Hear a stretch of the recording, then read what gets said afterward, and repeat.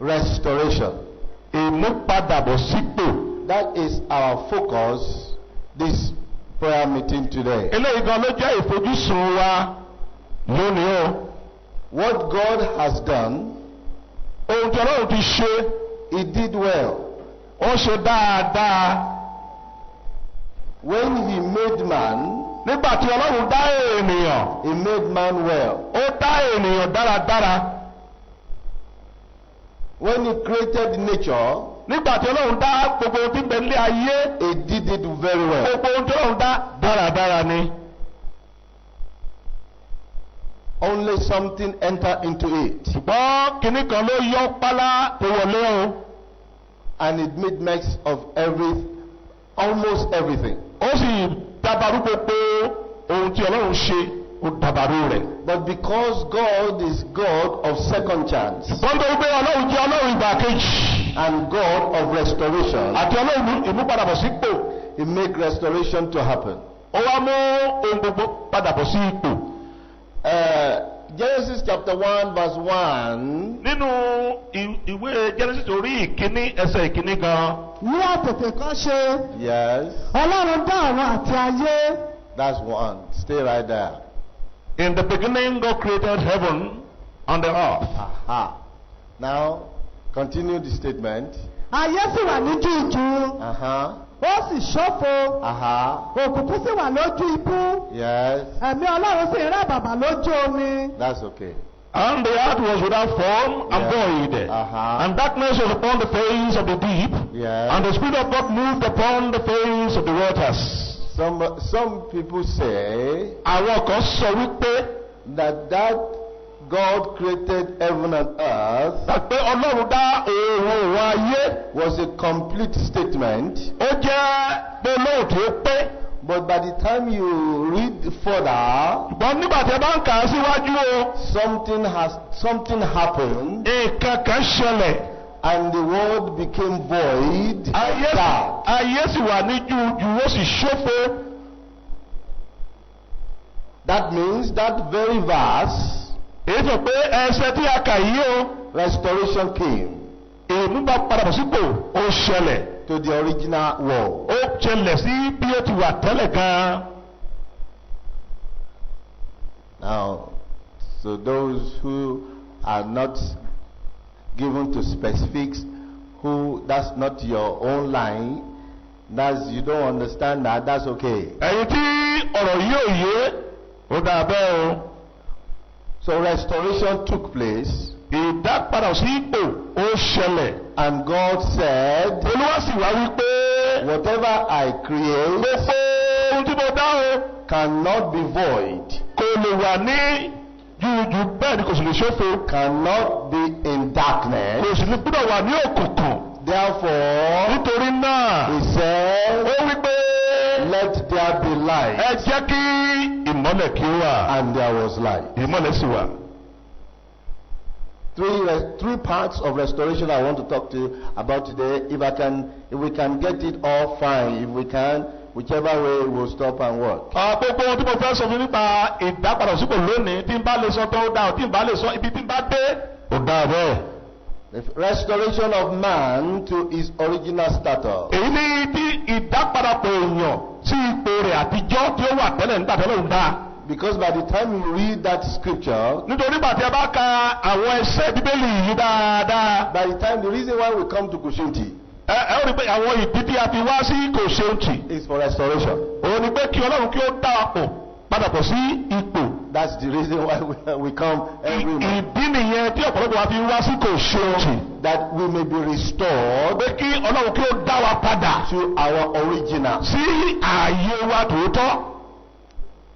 So we will talk about restoration of our original status, which is restoration of personality. Èyí ni pé ìdápadàpọ̀ ẹ̀dá ènìyàn sí ipò rẹ̀.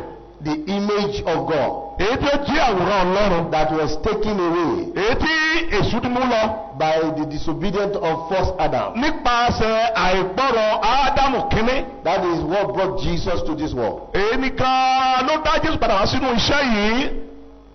Jesus came to this world for restoration. Jésù padà wá sínú ayé fún ìmúbọ̀sípò ènìyàn àti ayé. He restored the nature of God back to human beings. Ó mú ẹ̀dá ènìyàn padà sí ipò rẹ̀.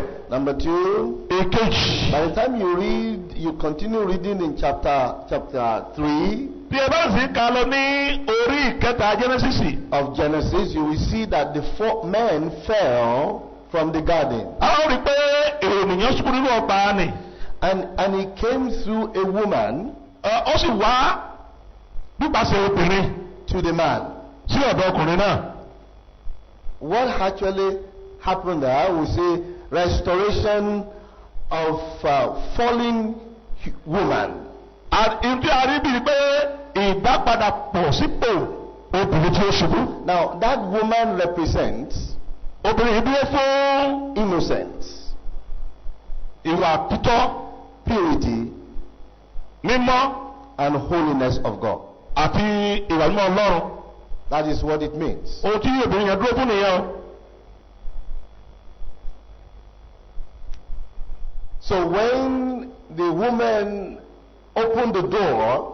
Nígbà tí obìnrin náà sì ṣí ilẹ̀kùn. Purity was removed. Ohun tí a pè ní mímọ́ yẹn gan-an àmọ́ kúrò ó jáde. Innocence was removed. Ìwà pé ìwà ìmúpínlẹ̀ rẹ̀ ó jáde. Holiness was removed. Ó dá pè ní ìwà mímọ́ gan-an ó sọnù. That's the reason why it is very important that when a child is growing up in a child of a woman, a child is developing in the bowel of a woman, is a very sensitive time for life. Èyí ò rí pé nígbà tí ọmọ bá ń dàgbà nínú aboyún gan, ó jẹ́ àkókò tí ó lágbára níwájú ènìyàn. What that child will become in life. Ohun tí ọmọ yẹn yóò dà nígbà tó bá délé ayé. Can be tampered in that womb. Ó ṣeé ṣe kí ọmọ kàn tàbí ká yí padà nígbà tó wà nínú oyún. Destiny is made in the womb. Nínú oyún gan nínú ìgbà tó fi wá tí ọmọ wà nínú a lè mú àyàn rẹ̀ a lè yí padà. So it was that place where the enemy went to attack first. Ibẹ̀ yẹn gan ni àwọn ọ̀tá gan tí wọ́n máa ń lọ láti ṣọṣẹ́. It didn't go to the man. Kò lọ sí ọ̀dọ̀ ọkùnrin o. He went to the woman. Ó lọ sí ọ̀dọ̀ obìnrin. Who was a carrier of destiny. Èyí tí ẹni tó jẹ́ pé òun gan ni ẹni náà tó gbé àyànmọ́ dání. And so if you can hit the one who is carrying destiny. Tó bá ṣeé ṣe fún èṣù láti bọ́ kan ẹni tí ó ń gbé àyànmọ́ dání. Who is man? Ta ni ọkùnrin?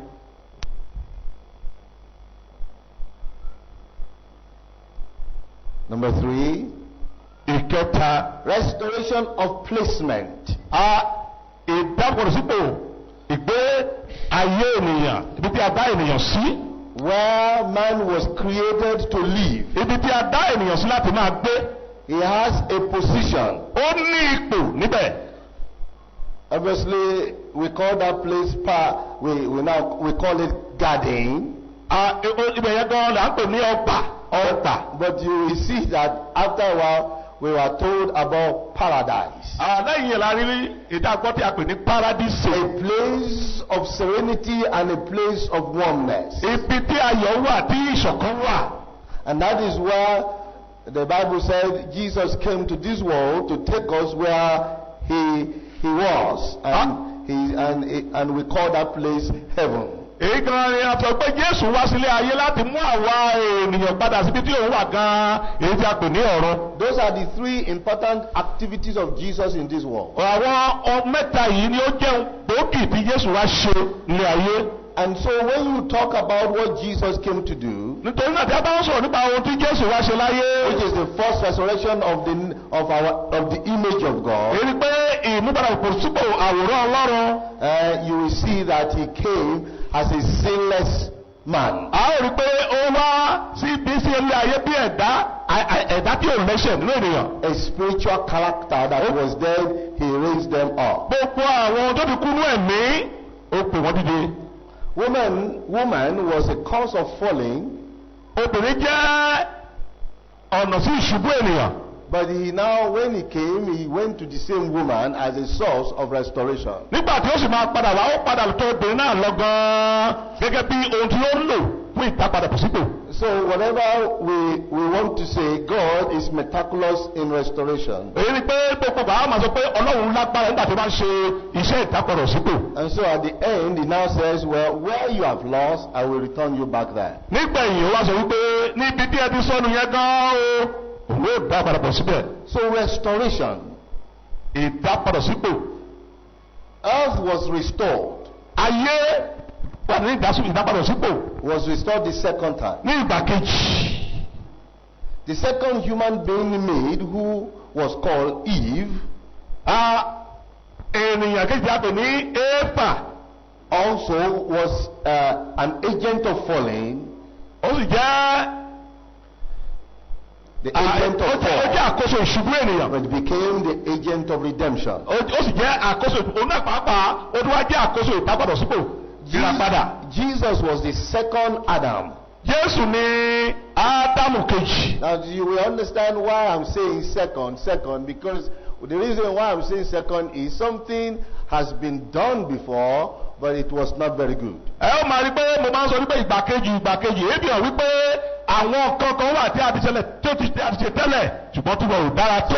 Something made the first one not good. ìkankan ló fà á tí ohun àkọ́kọ́ tí a ṣe tí ò fi dára. So it needs to be restored back to its original. ó sì jẹ́ dandan wípé kí a dá a padà sípò tí ó wà tẹ́lẹ̀ rí. You will understand that in the creation, you will see that the one that was born first did not do very well. ẹ ó rí pé nínú ẹ̀dá ènìyàn ohun tí a kọ́ yìí dáa kọ́ bí yẹn gan-an kò dára tó.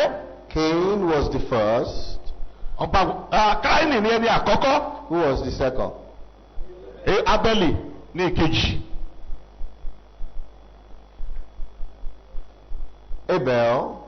Ábẹ́lì was to represent Christ. ó gan-an ni ó dé pípò Jésù Kristi láti fi àwòrán Jésù. Who Cain killed. ó dé láti. Cain killed him. èyí tí ẹni Káínì pa gan. Without offense. láì ṣẹ̀ rárá. That is to tell you. èyí fi hàn wípé láti sọ fún wa wípé. The same thing about the first creation. nǹkan náà nípa ìṣẹ̀dá ènìyàn àkọ́kọ́. that God created very well. èyí tí Ọlọ́run dá ní dáradára ni. One way or the other, the enemy entered into it. a rí pé lọ́nà kan tàbí òmíràn èṣù wọ inú rẹ̀ lọ. Abel did not do anything. Abel yóò ṣe ohunkóhun. Abel did not fight, could not even defend himself. Abel kò bẹ́ ẹ̀ níjà. It was a picture of Jesus. ó jẹ́ àwòrán Jésù. That one day people like Cain will kill. pé ní ọjọ́ kan o èèyàn bíi Káínì yóò lù ú pa. The generation of Cain are the generation of unbelievers. àwọn ìrandíran Káínì ó jẹ́ ìran aláìgbàgbọ́. That's the reason why in the scripture. ìdí nìyẹn dábìí inú Bíbélì wípé. We will always talk about two people. gbogbo ìgbà ni a máa ń sọ nípa àwọn èèyàn méjì. And those two people or those two events or those two tells you one is good, the other one is bad. ohun tí èyí jẹ́ túbọ̀ sí ni pé ohun tí yóò jí pé ìkan dára ìkan ò dára. So you are always looking at that second one is the best. a máa bẹ̀rù pé ìkejì yẹn gan-an òun ni ó dára ju ti àkọ́kọ́ lọ. That is what we call restoration. ohun gan-an tí à ń pè ní ìdápadàbọ̀sípò gan lélẹ́yìí. You will see the first world was destroyed by God. a rí pé ayé àkọ́kọ́ ni Ọlọ́run túká. What did God do to destroy the first world? nígbà tó parun ayé àkọ́kọ́ run. He used water to do it. ó lo omi láti pa ayé run. This is the second one. ìgbà kejì rèé. That he has allowed this second one to live so long. Ọlọ́run sì gba ayé kejì yìí ní ààyè láti wà láti pẹ́ títí di àkókò yìí. He allowed this one to stay so long. ó pa aláì láti dúró títí di àkókò tí a wà yìí gan. But the first one was short. ṣùgbọ́n ti àkọ́kọ́ yẹn ìgbà péréte lónìí. Restoration is what I'm talking about. mo ń sọ nípa ìmúpadàbọ̀sípò. And this one also will be restored. àyí tí a wà ní èyí gan Ọlọ́run á sì dá padà sí àyè tó dáa o. Very soon you will see what happened, that when we talk about what will happen to this world. láìpẹ́ ẹ ó rí ohun tí ó ṣẹlẹ̀ tó gbé àwọn sọ̀rọ̀ nípa tí ó ṣẹlẹ̀ sínú ayé tí a sọ̀rọ̀ rẹ̀ tí a wà ní èyí gan. Jesus was the second, we'll call him second man in the Godhead. a rí pé Jésù gan ni ọkùnrin kejì nínú ìwé mímọ́. There are three in one. wọ́n jẹ́ mẹ́ta. The Father, Bàbá, the Son, Ọmọ and the Holy Spirit. àti Ẹ̀mí mímọ́. That's the second of the agents. a ó rí pé Jésù jẹ́ ẹni kejì nínú àwọn mẹ́ta tí a ń sọ yìí. Is Christ. òun ni Jésù Kristi. And that's the reason why in 1 Corinthians 15:45 or 1 Timothy 2, it tells you that he is, in verse 14, he is the second Adam. òun ni Bíbélì sọ fún wa nínú Tímótì kìíní orí kẹrin ẹsẹ̀ kẹrìndínlógójì pé òun gan ni Ádámù kejì. So man was to be restored second time. èyí ni pé a ó dá ènìyàn padà sí ipò lẹ́ẹ̀kejì. Man was created first.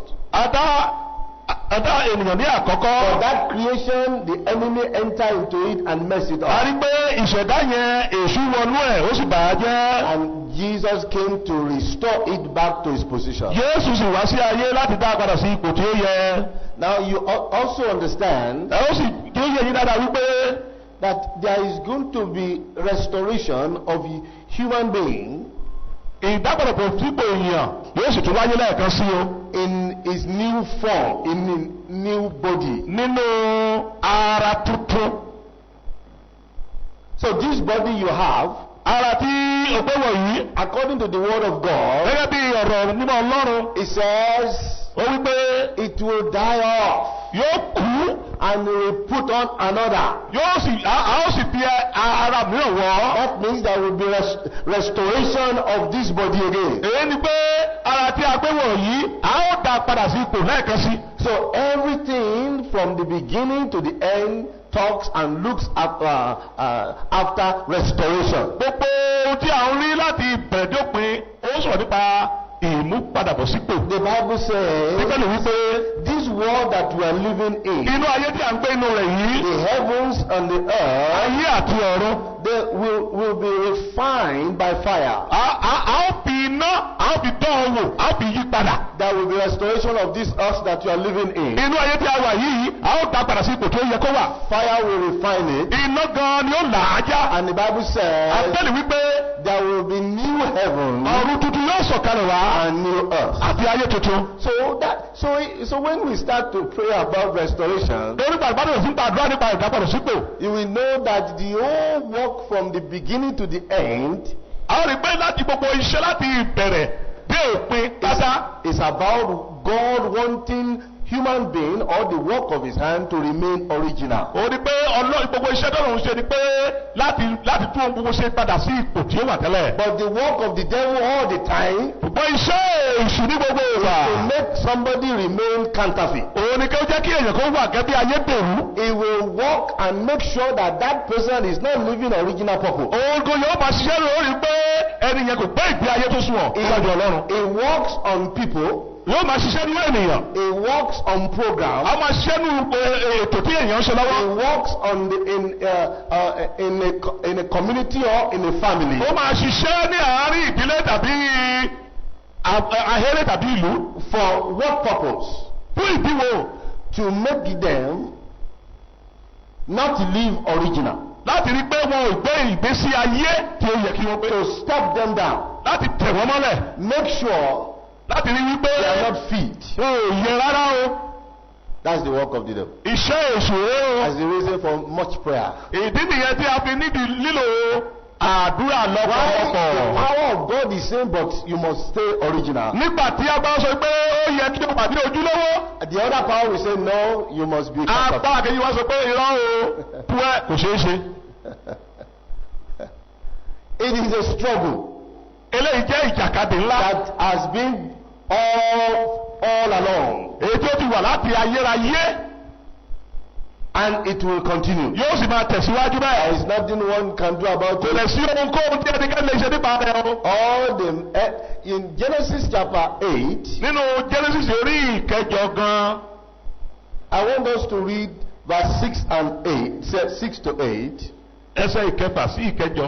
ó sì ṣe lóògbé ogójì ọjọ́ nínú àṣífẹ̀yẹsí ọkọ̀ tí ó kàn ó sì rán ìwò kan jáde Yes.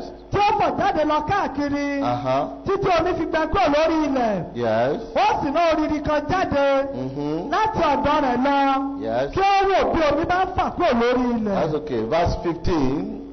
Ọlọ́run sì sọ fún Nóà pé Yes. jáde kúrò nínú ọkọ̀ ìwọ àti aya rẹ Yes. àti àwọn ọmọ rẹ àti àwọn aya ọmọ rẹ pẹ̀lú rẹ. Yes. Mú ohun alààyè gbogbo tí ó wà pẹ̀lú rẹ jáde pẹ̀lú rẹ nínú ẹ̀dá gbogbo ti ẹyẹ Yes. ti ẹran ọ̀sìn àti tó gbogbo tí rákò lórí ilẹ̀ Yes. kí wọn kí ó lè máa gbáyìn lórí ilẹ̀ kí wọn máa bí sí i Yes. kí wọ́n sì máa rẹ̀ sí i lórí ilẹ̀. So what God did Olórí àwọn tí Ọlọ́run ṣe, was to import man òun ni pé láti dá ènìyàn padà into new earth. èyí tí wọ́n ayé tuntun. The Adamic first world Ìgbésí Ádámù ti àkọ́kọ́ was cleaned up. àti pàárẹ́ kúrò. Everything was done. Gbogbo ìní àti ṣe pátápátá tàbí kúrò. But God took some out of them. Ṣùgbọ́n Ọlọ́run mú àwọn kan jáde nínú rẹ̀. We call it the good one. Èyí tí ó dára láàrin rẹ̀ Ọlọ́run mú jáde. And import it into the good soil. Ó sì dá a padà sínú ilẹ̀ rere. So now this one can continue living. Èyí pé àwọn eléyìí ó wọ́n lè tẹ̀síwájú wọ́n máa hù ń bẹ̀. Why do you think it happened? Kí ló dé tí eléyìí ṣẹlẹ̀ kí lẹ rò tó ń fi ṣẹlẹ̀? It's because the living God, the Son of God, will come to this one. Èmi ò tún yẹ ni pé Ọlọ́run alààyè tíjọ́ ọmọ Ọlọ́run yóò padà sínú ilé tí a sọ yìí. Through the second Adam. Ètú nípasẹ̀ Ádámù kejì. So he said, let this one be. Ó sọ pé jẹ́ kí eléyìí kí ó wà. Because this one is the one that the one who is to restore everything will come to meet. Nítorí pé inú eléyìí gan ni ẹni tí yóò wá mú ayé padà bọ̀ sípò yóò wá sínú rẹ̀. That's the reason why by the time we come to KOSEUNTI or we go to church or we do a whole lot of things, the life that we live now should be a life of restoration. Ìdí nìyẹn tó pé gbogbo ìgbà tí ẹ bá sí KOSEUNTI bàbá tí ẹ lọ sí ilé ìjọsìn ilé ayé ìgbésí ayé dáhùn pé olùgbọ́dọ̀ máa jẹ́ ìgbésí ayé ìdápadà sípò. So it's the life that is not of the old but the life that should be of the new. Ó gbọ́dọ̀ jẹ́ pé kì í ṣe ìgbésí ayé tó jẹ́ ìgbésí ayé àtijọ́ ṣùgbọ́n ìgbésí ayé tó jẹ́ ọ̀tun. So I want you to understand something today. Mo fẹ́ kí ìkan yé yín lónìí o. When the lady was talking in the morning and was preaching about soul winning, Nígbà tí arákùnrin wa ń sọ̀rọ̀ láàárọ̀ tí wọ́n sọ̀rọ̀ nípa ìjèrè ọkàn. I want us to look at a scripture. Mo fẹ́ kí a wo ẹsẹ̀ kan ní Bíbélì o. And this is talking about restoration but in a different way. Eléyìí sọ̀rọ̀ nípa ìdábòròsípò ṣùgbọ́n ní ọ̀nà tí ó yàtọ̀. Matthew chapter 13. Matthew orí ìkẹtàlá. Jesus said something profound. Jésù sọ ọ̀rọ̀ kan o.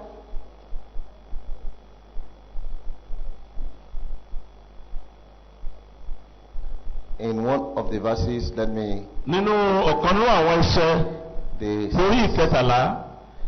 13. And Jesus talked about verse 52. Verse 52.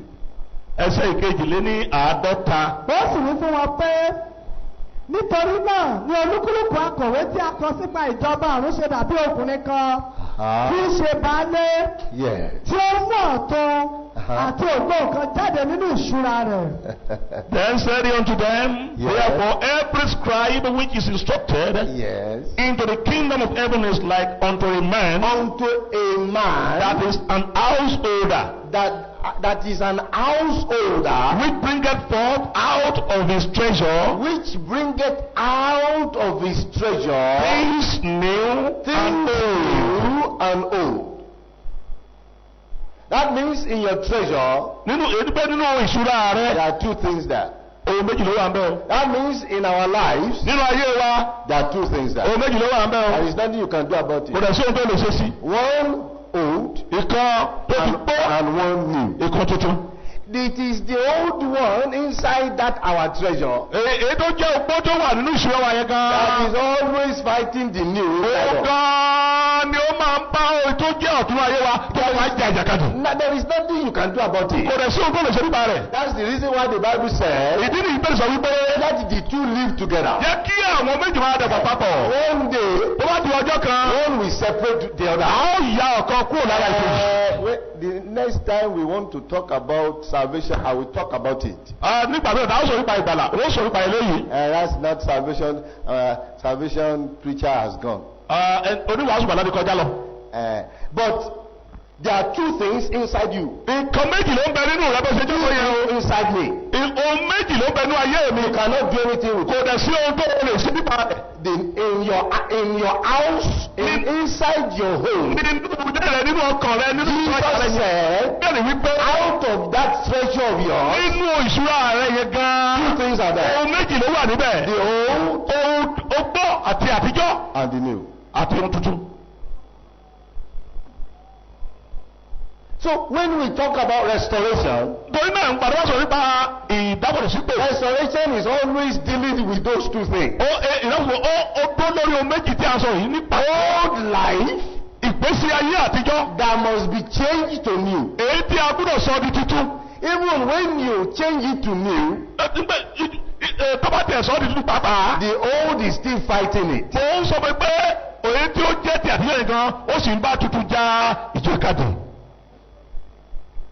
Restoration. Restoration. If you have all the miracles that you are asking for right now as you sit down, everybody will be rejoicing. I have miracles. And remember, after having that miracle, you are taking that miracle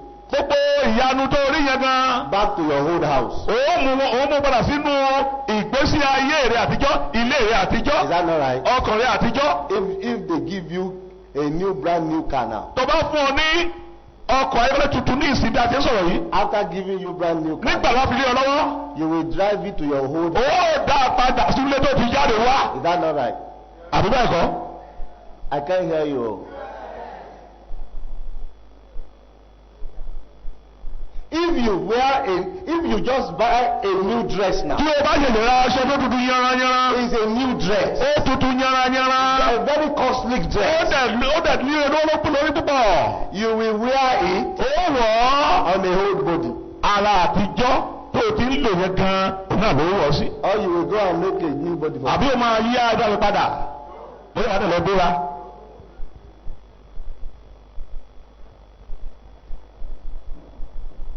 Today is a day of restoration. That is the reason why we read two passages today. That is the reason why we want to pray about it today. The reason why Jesus located a virgin lady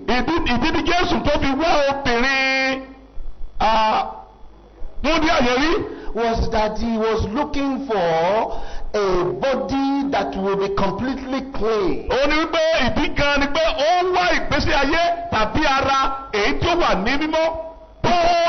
Because the one that is entering it is a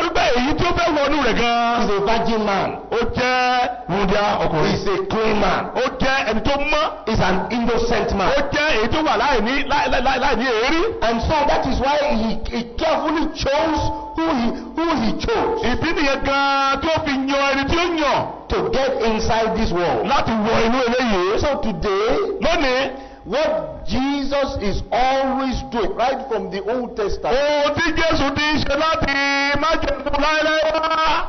Let me get you to read some. Today I want you to get into the scriptures before we do our prayers.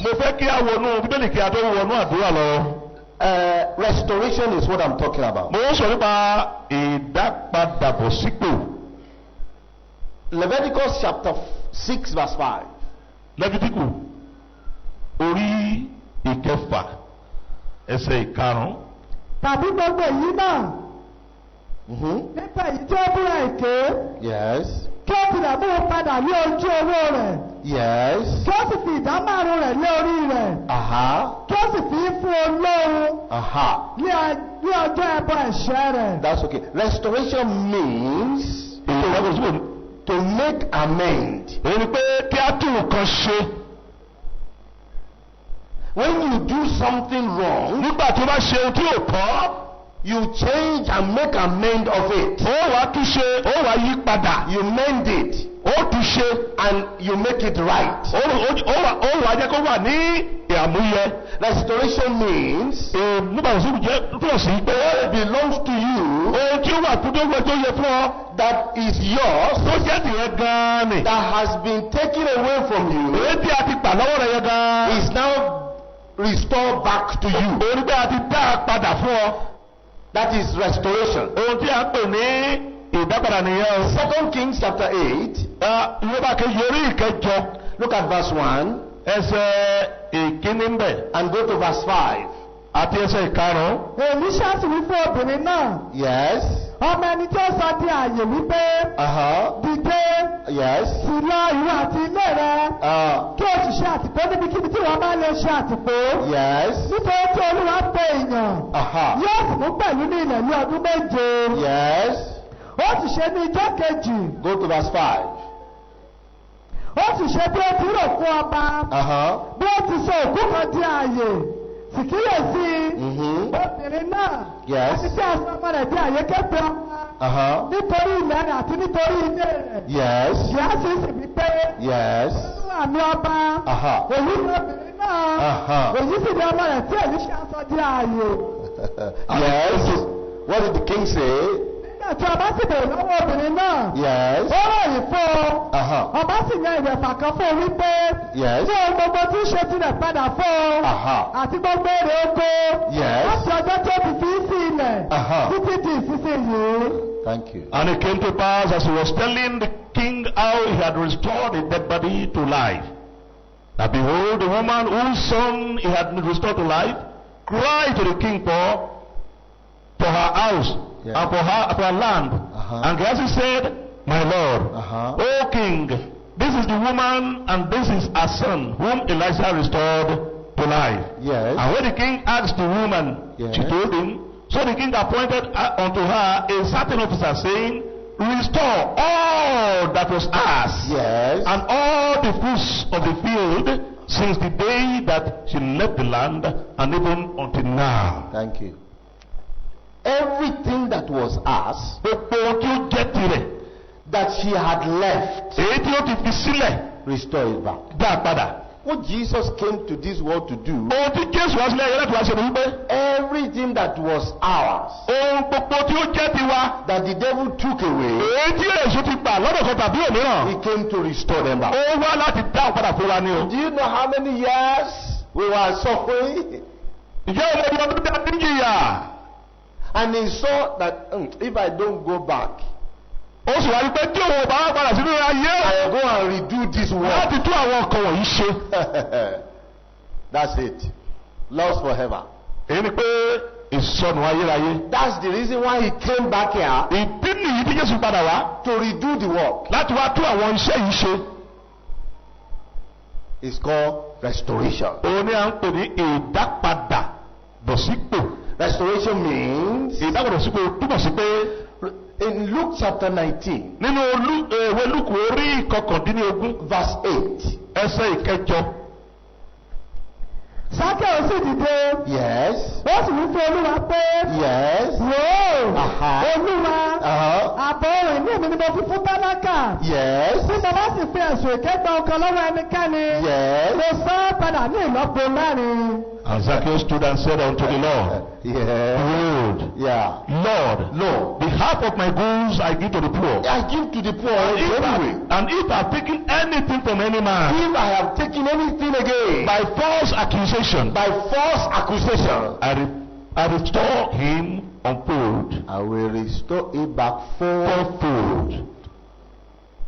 Restoration. Ìdápadà. Who has taken things from you falsely? Kí ni tani náà tí ó gba àwọn ènìyàn lọ́wọ́ rẹ̀ pẹ̀lú ipá? Who has robbed you falsely? Tani náà tó ti jí àwọn nǹkan rẹ̀ bóyá lójú ohun tàbí lójú Who ọ̀wá? has violated you falsely? Tani náà tó ti yí ọ padà ní ọ̀nà tí ò dára? And that man said, but 4 times I must repay back. Ọkùnrin náà sọ wípé ní ìlọ́po mẹ́rin ni òun ó dáwọ́ padà. That's the reason why the Bible said you should pay your tithe. Ìdí nìyẹn bí ó sọ pé dandan ni pọ̀n ní fún ọ kó máa san ìdámẹ́wàá rẹ o. If you don't pay your tithe, tó o bá san ìdámẹ́wàá rẹ, somebody will rob you. ẹnìkan ń bọ̀ láti jà ọ́ lólè. Then he then said, ó sì wí pé if you have your tithe in your hand tó o bá ní ìdámẹ́wàá rẹ lọ́wọ́ rẹ, and you borrow it to do something, ó sì yá láti ṣe ohunkóhun, you must pay 5% back. o gbọ́dọ̀ san padà pẹ̀lú ìdá 5 lé lórí.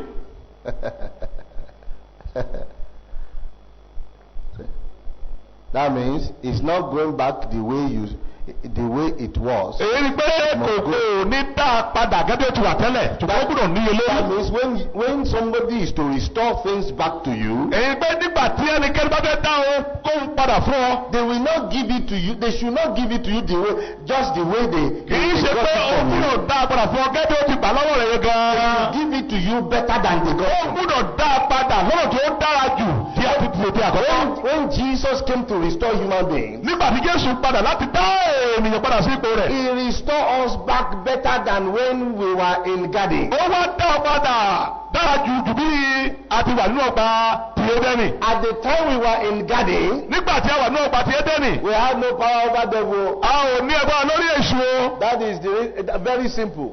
Eléyìí kò tiẹ̀ lé rárá. When immediately the devil was talking, Nígbà tí èṣù ń sọ̀rọ̀, easily man fell into it. a rí pé láì ṣàníyàn ní obìnrin yẹn ṣùgbọ́n. There was no defense. Kò sí ọ̀nà pé à ń pèjà rárá àbí The àbájá. trick of the enemy just caught her. Ohun tó kò sọ wẹ́rẹ́ náà ló mú lókàn ṣe. So we had no power A ò lágbára lórí èṣù. over the things that we can see. Lórí ohun gbogbo tí a ń fojú rí. But when Jesus came, Nígbà nígbà tí Jésù dé, restoration gave us power. ìdápadà fún ọ ní agbára.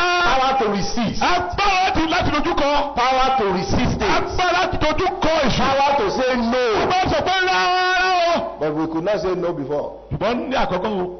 So restoration Ìdápadà bọ̀ sí. will not make you to remain the way you used to be. Kò ní jẹ́ kó o wà gẹ́gẹ́ bí o ti wà tẹ́lẹ̀ rí. It will make you to be better and stronger than Ó before. mú kí o dára kí o sì lágbára ju bí o ti wà tẹ́lẹ̀. So that whatever it is that is taken from us, Bẹ̀rẹ̀ pé gbogbo ohunkóhun tí a bá ti gbà lọ́wọ́ èmi rẹ. we can enjoy it much better. A ó sì gbádùn rẹ̀ ju ti àtijọ́. That is what is called restoration. Ohun tí a pè ní ìdápadà rẹ̀. So when we are praying now, Ṣùgbọ́n nígbà tí bá ti ń gbàdúrà báyìí. you will understand. I want you to understand it before we start our Mo prayer. fẹ́ kí ó yé wa dáradára yékéyéké kí a tó gbàdúrà. Restoration. Ìmúpadàbọ̀sípò. Jesus said something in Matthew chapter 5. Jésù sọ̀rọ̀ kan ní ìwé Mátíù orí ìkarùn-ún. Let's look at that verse 13. Verse 13. Ẹsẹ̀ ìkẹtàlá rẹ̀. Ẹ̀yin ni ilẹ̀ ayé. We are the salt of the earth. Ṣùgbọ́n bí ìyọ̀ bá di òdu. But if yes, Kí ni a fi mú dùn? how can we restore the salt that has become completely tasteless? Kò ní lárí mọ́. Yes. Bí kò ṣe pé ẹ dàánù. Aha. Tí ó sì di tẹ̀mọ́lẹ̀ ní àtẹ́lẹsẹ̀ ènìyàn. You are the salt of the earth, but if the salt have lost its savor, If the salt has lost its savor, wherewith shall it be saved? how can we save it? It is thenceforth good for nothing, but to be cast out, To be cast and to out be trodden under the foot of and to men. be just it. There is nothing you can do about that one.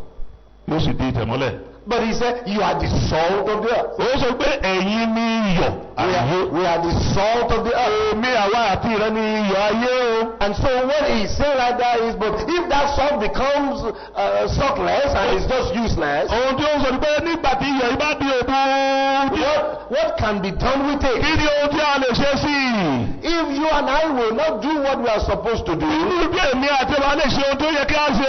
what would God do with us Ohun now? tó lọ́wọ́ yóò ṣe fún wa. Galatians chapter 6 verse 1. I'm talking about restoration. Galatia orí kẹfà ẹsẹ̀. To make complete. Yes. Bí a tilẹ̀ mú ènìyàn nínú ìṣubú kan. Kí èyí tí ń ṣe ti ẹ̀mí. Yes. Kí ó mú irú ẹni bẹ́ẹ̀ bọ̀ sípò ní ẹ̀mí ìwà tútù. To make that person, restore that person in completeness. Yes. Kí ìwọ ti kára rẹ máa kíyèsára. Kí a má bàa bẹ́ ìrọ̀wọ́ mẹ́rò pẹ̀lú.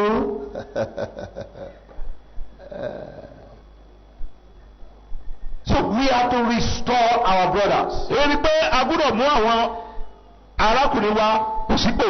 Our brothers, some of our brothers are weak, they will fall. Ọ̀pọ̀lọpọ̀ ní àwọn arákùnrin wa ni ó jẹ́ aláìlera tí wọ́n ṣubú. And when they fall, nígbà tó bá sì ṣubú, it says, ó wí pé we should do what? A gbọ́dọ̀ dá wọn padà sípò. I can't hear you. What did he say we should do? I can't hear you. He said you should stamp on him there. Tó Olúwa sọ wípé kò tẹ̀ wọ́n mọ́lẹ̀ ni. Kí ló ní ká ṣe? You should be making jest of him. Àbí ká bá fi wọ́n ṣe yẹ̀yẹ́. He said and he called himself a pastor. Ó sì wípé ọ̀rẹ́ nìyẹn àlùfáà ló lè pera. And he called himself a Christian. Ọ̀rẹ́ nìyẹn Christian ló lè pera. That is what you should be doing. Ṣé o tó yẹ ká máa ṣe nìyẹn? But do we restore ourselves today? Ṣùgbọ́n ǹjẹ́ à ń dá agbọ̀rọ̀ sípò báyìí? Àwọn ọkùnrin wa jẹ́ à ń dá padà. That man that fell, ọkùnrin yẹn tí ó ṣubú yẹn. He fell as half of you. Ó ṣubú gẹ́bí ìdajì ọgàn tó sọ yìí. It's your half that fell. Ìdajì rẹ gan ló ṣubú. So for you to be complete, ó kú wọ gan kó lè wà ní pípé. You must restore him. Ó gbọ́dọ̀ gbé òdodo. But you point finger and say, look at him now. He's our preacher. We're always. Bẹ́ẹ̀ gan ni ó wà máa nàka ìyá. Àníyàn oníwàásù wa ní. You see. Tó bá sọ̀rọ̀ báyìí iná máa ṣọ́ lẹ́nu ẹ̀. Ìwà ní ìsìn. Half of you fell. Ìdajì ayé rẹ̀ gan ìdajì gbogbo tó ń wo tó wọ gan. And ṣubú and you kill him. Ó sì ń pa. You are not complete. Oh, pé. That one that should make us complete. Iye gan tí ó mú wa pé gan. We've already killed him. Àtìpá. I'm talking restoration. Mo ń sọ nípa ìdápadàbọ̀ sí ipò. So if your brother fall. Tí arákùnrin rẹ̀ bá ṣubú. Is your half that fell. Ìdajì ìwọ gan tí ò ń sọ̀rọ̀ yẹn tó ń wé gan ìwọ gan ló ṣubú. Restore him. Ìbéèrè pé if you don't restore him, see what will happen to you in the next in the next verse. Tí ẹ ò bá dá padà, ó ní ìṣẹ̀lẹ̀. Ààrẹ. Yes. Bí a tilẹ̀ mú ènìyàn nínú ìṣubú kan. Yes. Kí èyí tí ń ṣe ti ẹ̀mí. Kí ó mú irú ẹni bọ̀ sípò. Wait o. Who are to restore them? Tàlẹ̀ náà tó mú ọ̀dà padà. Flesh? Not flesh o. Flesh had nothing to do with what I'm talking about.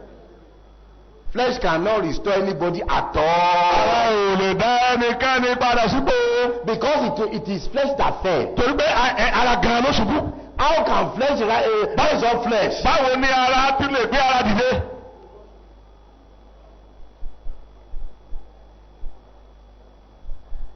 But the one who is in the spirit. Wọ́n ẹni tí ó wà nínú ẹ̀mí. The one who lives in the spirit. Ẹni tí ó ń gbé nínú ẹ̀mí.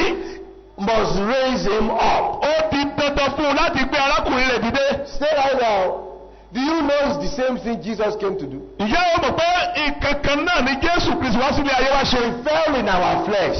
Ó túnlẹ̀ nínú ara wa. We were in our flesh. A wà nínú ara tiwa. There was no doubt about it. Kò sí àníyàn lóléyìí rárá. Our flesh fell. Ara wa ṣubú. He now came inside. Jésù wá wọnú rẹ̀ wá. As a spirit being. Ó jẹ́ pé ẹni ẹ̀mí ẹ̀mí. As a man of spirit. Àtẹ̀gbé ọkùnrin ẹ̀mí. As a spirit man. Ẹgbẹ́ pé ẹ̀mí ọkùnrin. To raise us up. Ó sì pa láti gbé wa dìde.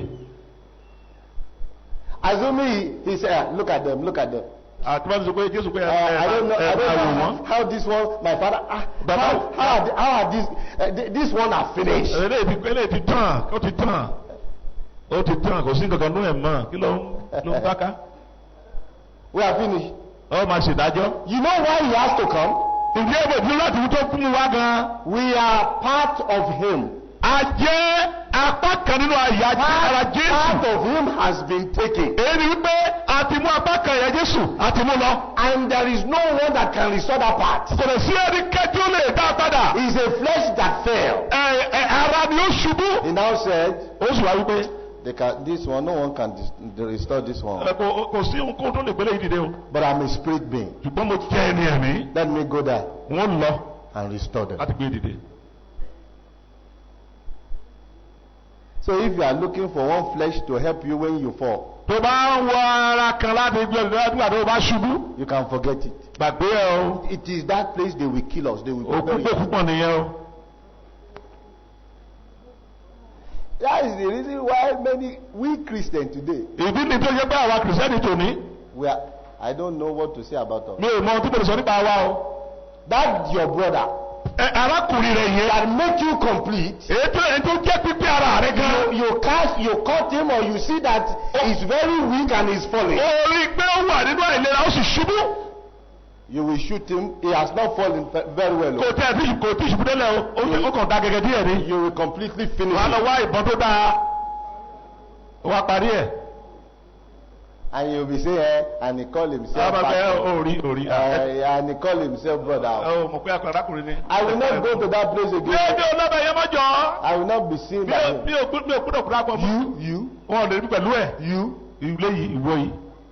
You are, that person is not in spirit. He's in a big flesh. See what will happen. You yourself be careful.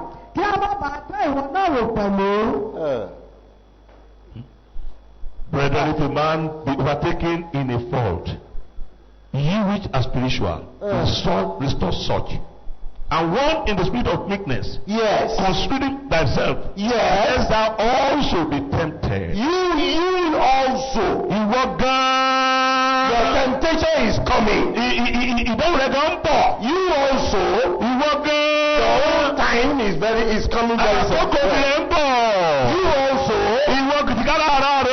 What you are talking about him. Your own will come. It may not come the way he's okay. But it will sure come.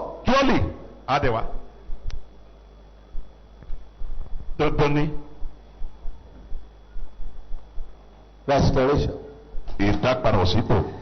All of you, all of our people, every one of us today as we come here. See, when Jesus came, all he came to do was restoration.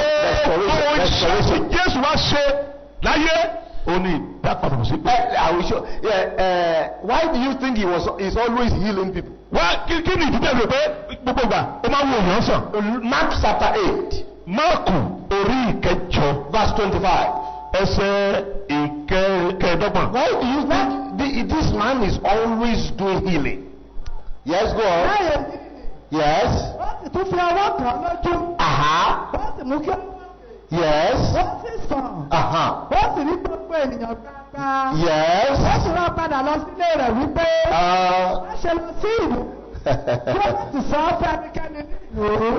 Healing is restoration. If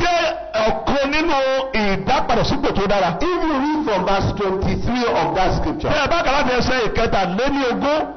you read it from verse 23. Yes. Yes. Yes. Ó sì mú afọ́jú náà ní ọwọ́, ó sì fà jáde lọ sẹ́yìn ìlú, nígbà tí ó sì tutọ́ sí i lójú, tí ó sì gbé ọwọ́ rẹ̀ lé, obìnrin náà rè bí ó rí ohunkóhun, ó sì wòkè, ó sì wí pé, mo rí àwọn ènìyàn dàbí igi, wọ́n rìn, lẹ́yìn èyí ni, ó sì ti fi ọwọ́ kàn án lójú, ó sì mú kí ó wòkè, ó sì sàn, ó rí gbogbo ènìyàn gbangba. And he took the blind man by hand and led him out of the town. And when he had still it on his eyes. Now look at Jesus. He put his hands upon him. Yes. And asked him if he saw anything. Do you see anything? And he looked up. And he said, I see men as trees.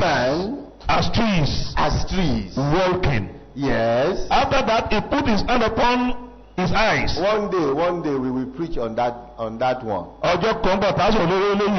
I see man walking like trees.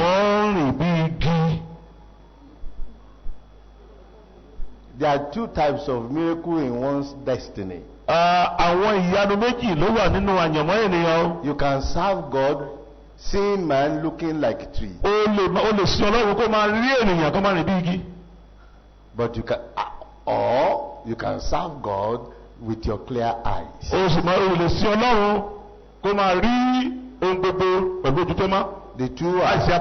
The two system is available.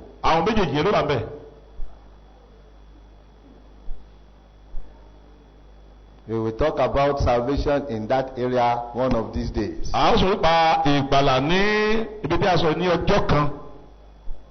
you can see the two sides of Jesus.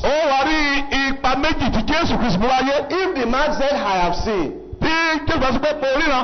you can go. There are many people who receive false call of God without understanding. And they continue running the call of God without understanding. That's the reason why they will be knocking their head against everybody. They saw a vision, but it's not a clear one. And they base ministry on uncleared vision.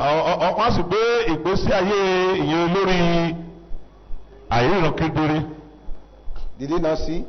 Did not Jesus not touch them? Did they not receive the touch of Jesus? But it was a first touch, not the second one. Do you understand? The Bible says many are called, but few.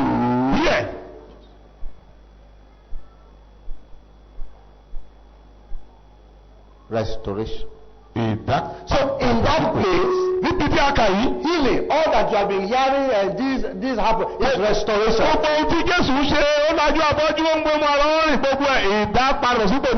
That is what he came to do. He said, I will do it in the physical, I will do it in the spiritual, whichever one. I came here to restore everything. So that is the reason why we are here. God brought us here as a man to understand restoration. Jesus talked about Elijah in Matthew 17 verse 11. Jésù sì dáhùn. Ó wí fún wọn pé. Yes. Lóòótọ́ ni. Èlíjà yóò pàdé. Yóò sì mú nǹkan gbogbo padà sí ipò. Yes. Ṣùgbọ́n mo wí fún yín pé. Yes. Èlíjà ti dé mọ́. Wọn kò sì mọ̀. Ṣùgbọ́n wọ́n ti ṣe ohun tó wù wọ́n sí i. Gẹ́gẹ́ bẹ́ẹ̀ náà ni pẹ̀lú. Ní ọmọ ènìyàn ló jìyà púpọ̀ lọ́dọ̀ yín. Thank you. And Jesus answered and said unto them, Elias shall first come and restore all things. Yes. But I say unto you that Elias is come already. Elijah has already come. And they knew him not. They knew him not. But have not done unto them whatsoever. They have done everything to him. They listed. Yes. Likewise shall also the Son of Man suffer of them. Thank you very much. Who was the Elijah who was talking to? John came. Preached to them. They did not know him.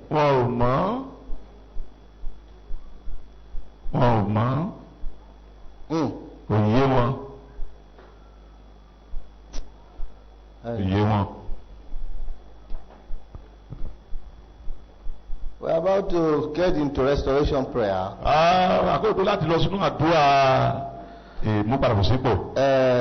Out of Apostles chapter 1, look at verse 6. Nítorí náà, nígbà tí wọ́n sì péjọ, wọ́n bi léèrè pé, Olúwa, láti ìgbà yìí lọ, wọ́n yóò mú ìjọba padà fún Ísírẹ́lì bí? And when they are therefore gathered together, they asked of him, saying, Lord, will thou at this time restore again the kingdom to Israel? All the disciples were, what meant something to the disciples is that you have not restored the kingdom to us. They were expecting restoration in the physical. But they did not know he has spiritually restored all things back. They were still waiting for when they will be governing the city.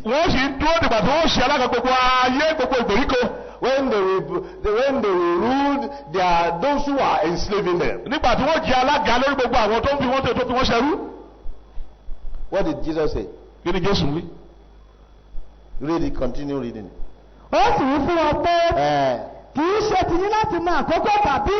No, not for you. Yes. That's okay. What has power got to do with restoration? To a man of mind, of a simple mind, they are not talking the same language as you. We are asking you, when will you restore that?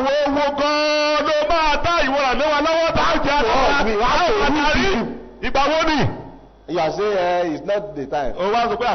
But I shall give you power. Think about it. Who rules? Is it not the one who has power that rules? But they did not know what Jesus was giving them. They were looking at physical things. Jesus was talking about spiritual things. I want to give you power. It is by that power, every domain in this world that you can see, you will be able to rule them. Without that power, you cannot rule this man. Because this man, they are full of power. The world we live in is a powerful world.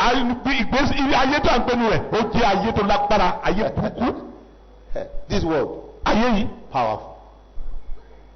It's powerful. If you don't have power, you cannot succeed in it. If we don't have power, the way you can forget it. The devil will come to test you. He will come to test your children. Tell me, if I cannot catch you, let me talk. You still don't know it's a powerful house.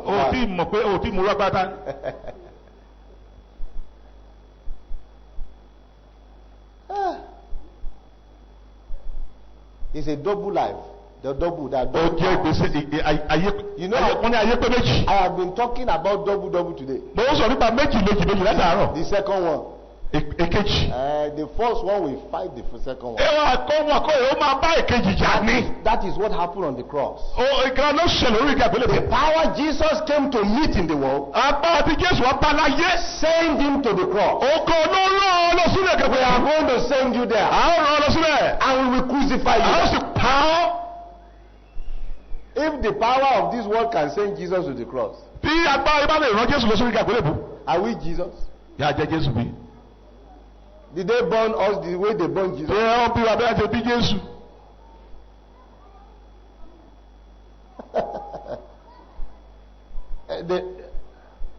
When they burn us, there is no sin. You don't have sin. Is the way they born Jesus, the way Jesus was given birth to, is it the same way? I can't hear you.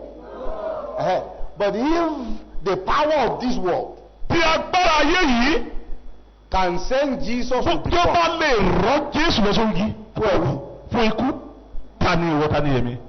how religious you are? How many powers do you have? This world, powerful world.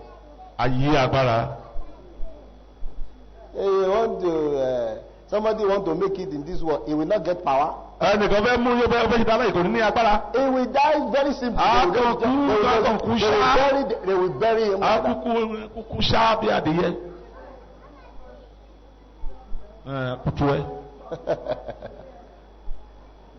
That's the reason why there are too many powers in the world. That's the reason why people will go, they will do everything to get it. They will do anything. Whatever it takes. And achieve something. They will go for it. Christian will be sleeping. We have a father in them. Your father gave birth to a nonsense child. A child that will be sleeping in the night. We will sleep all 8 hours is sleeping. I have a father that never fails. They will be sleeping. They will teach you something.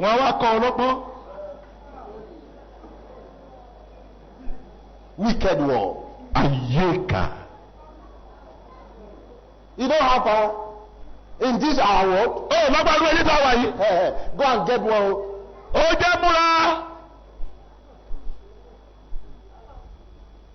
I said you should get one. We are competing in this world. It's a world of competition.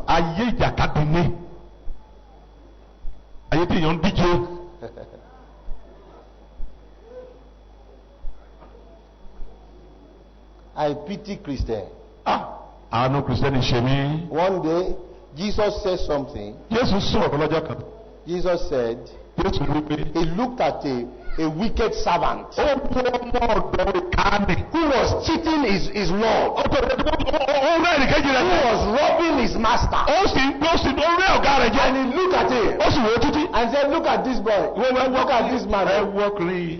He's so smart, and he's taking away from his master. Said, look at the way he's smart. This one. In their kingdom, they are very wise than the children of the light. It is Dan we need to deal with. Than the children of the light.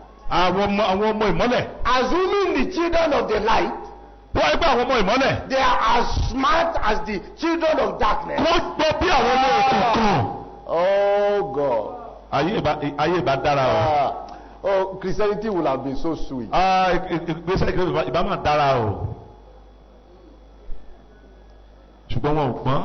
He said, my child must not do politics, or he must not do politics. They will kill him. Don't let him do politics. Those who will be ruling will be non-entity.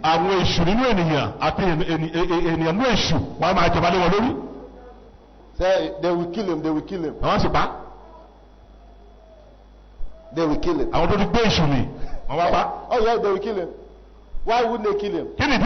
Because he does not have power to compete. If he has power that passes power, they will try him. But they will be told that one you are. That one you will kill. You will just kill yourself. So leave that one alone.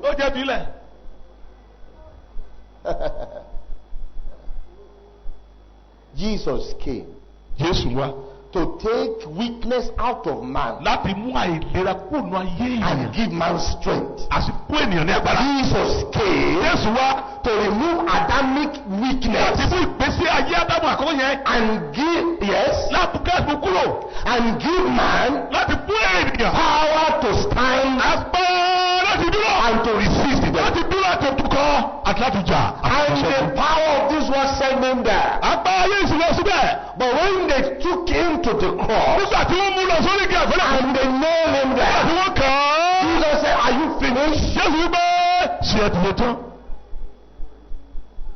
Òye wọn. Is your are you finished? Ṣé ẹ ti agbára tẹ́lẹ̀? Have you finished your Ṣé power? ẹ ti ṣe ohun tí ẹ fẹ́ ṣe tán? Okay, fine. Ẹ ti sàpá ìdí You finish, or there's another thing you want to àwọn do? kí ló tún kú? Everything at me. Ṣé gbogbo tẹ́lẹ̀ ẹ ti parí ẹ̀? I am waiting for everything. Mò ń dúró tó tẹ́ ṣe. And you have flogged me. Ẹ ti nà mí. You put something on my Ẹ head. ti fún adé ẹ̀gúndé mi lórí. You are now nailing me Ẹ there. ń kàn mí. I will be. What else do you want to Gbogbo do? wa kù nítorí lára ẹ̀bá káyé rí.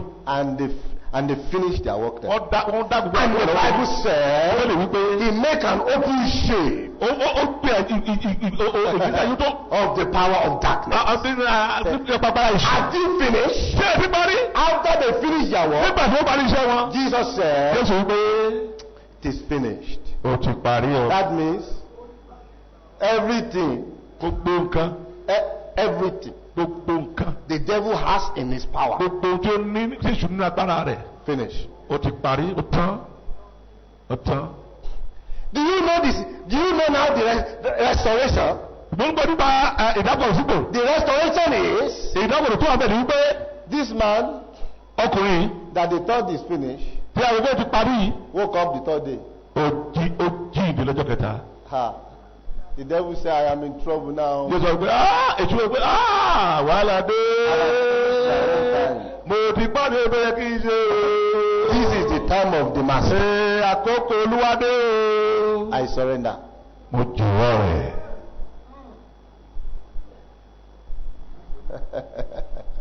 Power of restoration. Agbára ìdápadà. When only did he came out the third day, Ẹgbẹ́ ìgbà ó dìde. he now said, all my children, Olùgbé gbogbo ẹ̀yẹ́ ọmọ mi. I give you power. Mo fún yín agbára. This demon Gbogbo èṣù tẹ̀ ń wò yìí. tread upon him. This darkness Ẹsẹ̀ ń lórí mọ́lẹ̀. tread upon him. Òkùnkùn yín ẹ̀rìn lórí. All those witch and wizards, Gbogbo àjẹ́ oṣù wọ̀nyẹn. cast them out. Ẹ máa tẹ̀ wọ́n lẹ̀ bá Every ọkùnrin yàrá. power they have, Gbogbo agbára tí wọ́n ní. I give you authority. Mo fún yín ní òfin ní agbára lé wọn lórí. Stand up on your feet. Ẹ dìde dúró.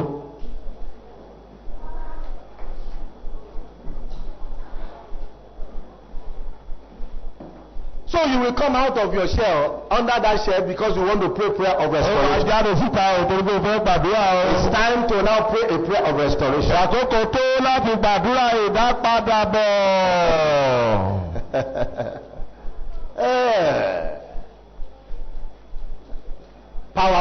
Powerful word. Ọ̀rọ̀ tí ó Word that lágbára. is powerful. Ọ̀rọ̀ tí ó lágbára.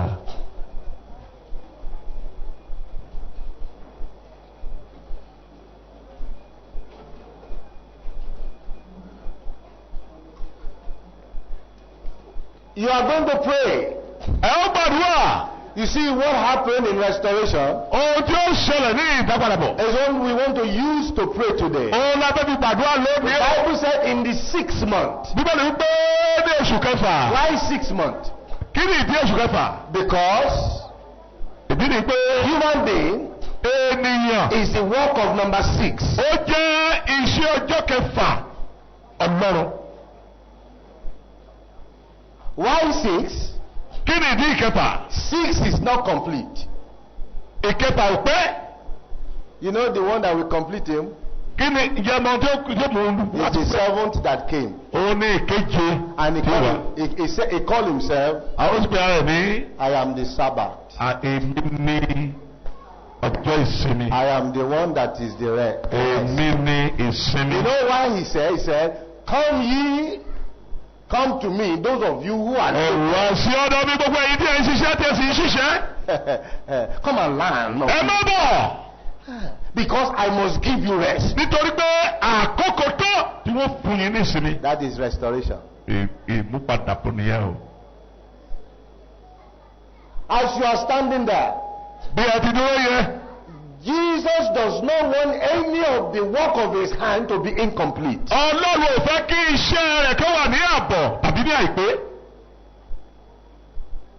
You are going to pray. God of the sixth. And the Bible said, angel said, this is the 6th month that your cousin Elizabeth has been pregnant now. 6 months. 6 months. You know why? Because the one that Elizabeth is carrying is incomplete. Because the one Elizabeth was carrying will fade out and complete the Old Testament history.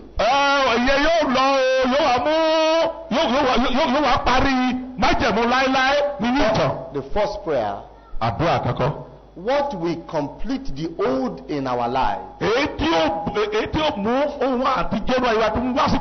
we make it to fade out. We make it to fade out. Let it happen in your life. As soon as that John was the last prophet, and the Bible said there was no other prophet like John. John senior Moses. Because Moses did not see they just saw the back of God. He said, you will not see my glory. And God said, I speak mouth to mouth with Moses. But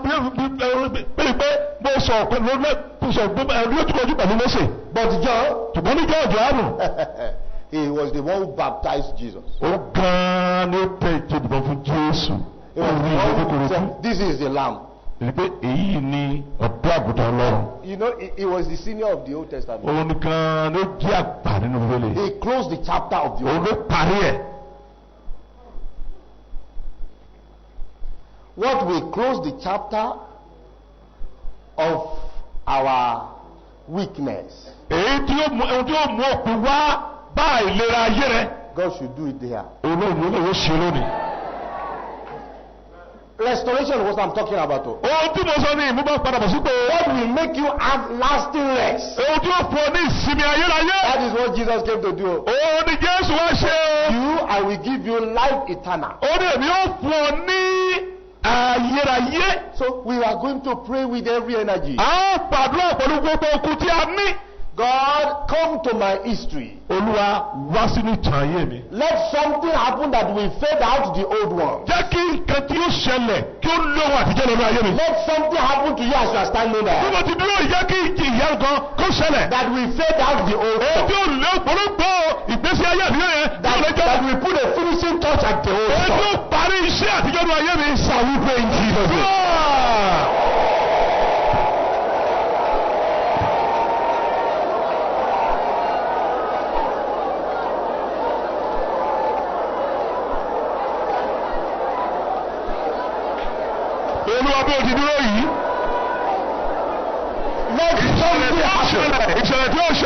That will put an end to my old story. It will put my end to an end to the old struggle.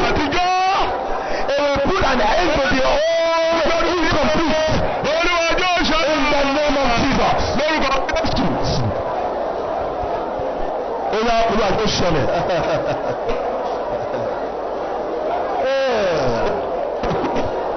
Let something happen that will put an end to the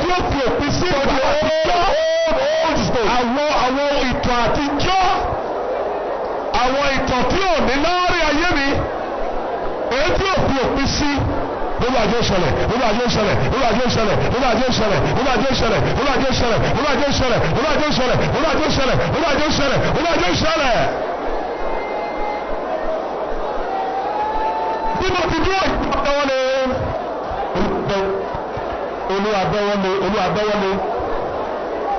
Ojú fi òpin sí àwọn wàhálà ìgbàanì, àwọn àṣìṣe ìgbàanì, àwọn àtìtọ́ ìgbàanì, àwọn ègún ìgbàanì. That will happen. That will be ìyanu tí ó ṣẹlẹ̀ tí ó fi òpin sí àwọn wàhálà ìgbàanì. Olúwàjò ṣẹlẹ̀ lórúkọ Jésù, lórúkọ Jésù, lórúkọ Jésù, lórúkọ Jésù. Olúwàjò ṣẹlẹ̀.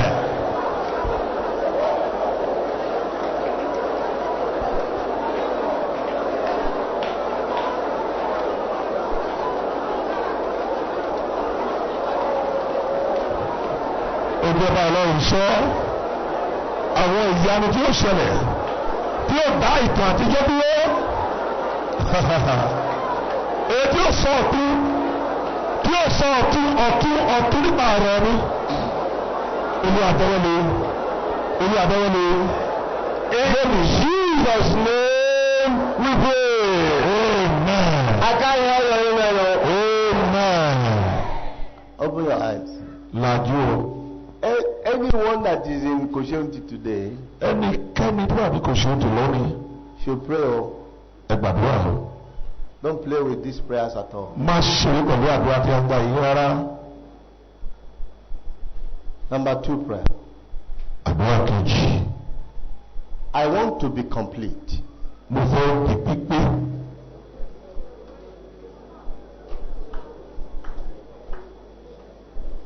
As you are standing, as I am standing, bí o ti dúró tí èmi náà dúró. Every incompleteness in us, gbogbo àìpé nínú ayé mi rẹ. On this ground of covenant, nínú ilẹ̀ májèmú tí a dúró lẹ́yìn.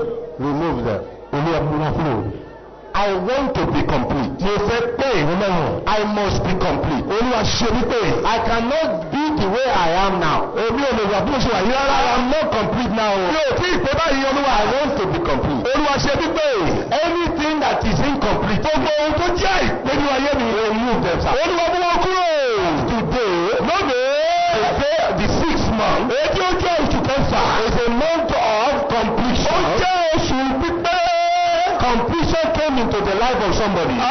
Pípé wọnú ayé nìkan wọ́n lọ́jọ́ náà. This day, lẹ́jọ́ kí ọjọ́ òní. of my completion. Ó jẹ́ ọjọ́ pípé mi. Shall we pray in Jesus? Ẹgbẹ́ sókè gbàdúrà.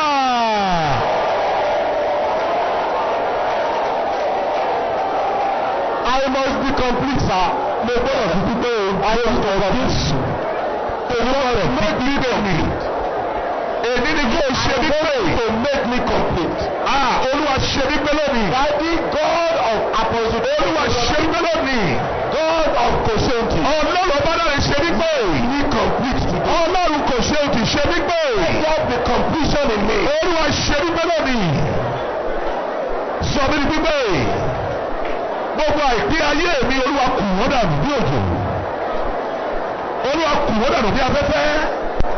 Ohun tí yóò lé ìpínlẹ̀ lóye mi Olúwa mú wọlé lónìí. Nípa gbọ́ àti àdúrà tòní. Olúwa ṣe ayé mi pé. Olúwa ṣe ayé mi pé. Olúwa ṣe ayé mi pé. Olúwa ṣe ayé mi pé.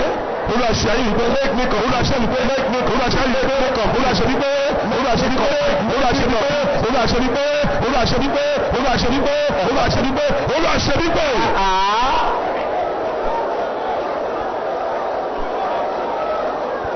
Nínú ẹ̀mí Olúwa ṣe mi pé. Nínú ọ̀la pàápàá Olúwa ṣe mi pé. Ní gbogbo ọ̀nà Olúwa ṣe mi pé. Olúwa ṣe mí pé. Níbi tí mo kù sí Olúwa ṣe mí pé. Olúwa ṣe mí pé. Olúwa ṣe mí pé. Ọlọ́run Obadare.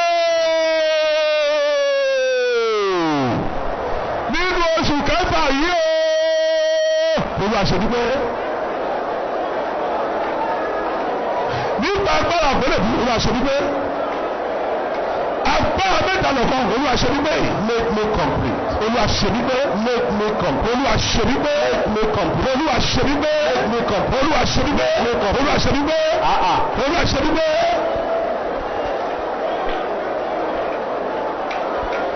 Ọlọ́run KOSEUNTI ṣe mí pé lónìí.